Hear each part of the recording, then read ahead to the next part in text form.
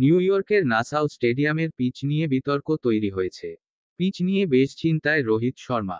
ভারত অধিনায়ক আগের ম্যাচে আয়ারল্যান্ডকে হারানোর পরেই পিচ নিয়ে মুখ খোলেন।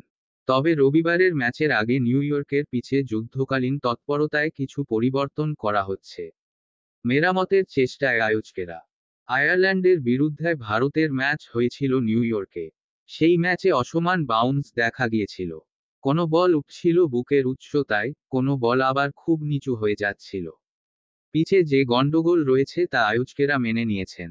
এক কর্তা বলেন, আইসিসি এবং টি-20 বিশ্বকাপের আয়োজকেরা বুঝতে পারছে যে নাসাউ স্টেডিয়ামের পিচে ধারাবাহিক বাউন্স নেই। সেই কারণে চেষ্টা করা হচ্ছে সেরা পিচ তৈরি করার। বাকি ম্যাচের কথা ভেবে পিচ ঠিক করার চেষ্টা চলছে। পিচে ঘাস রয়েছে, সেই সঙ্গে ফাটলও রয়েছে। এই ফাটল মেরামত করার চেষ্টা করছেন আয়োজকেরা। ফাটলের কারণেই অসমান বাউন্স তৈরি হচ্ছিল। পিচের উপর রোলার চালানো হচ্ছে। তাতে পিচ আগের থেকে অনেক পাটা হবে বলে মনে করা হচ্ছে। রবিবার ভারত পাকিস্তান ম্যাচ। 30,000 দর্শক থাকবেন মাঠে। তারা টিকিট কেটে ফেলেছেন। ফলে এই ম্যাচ নিউ ইয়র্ক থেকে সরিয়ে দেওয়া সম্ভব নয়। ভারতের ম্যাচের আগেও নিউ ইয়র্কের পিচ নিয়ে প্রশ্ন উঠেছিল। ওই মাঠে শ্রীলঙ্কা 77 রানে অল আউট হয়ে গিয়েছিল। দক্ষিণ আফ্রিকা সেই রান তুলতে 16 ওভার নেয়।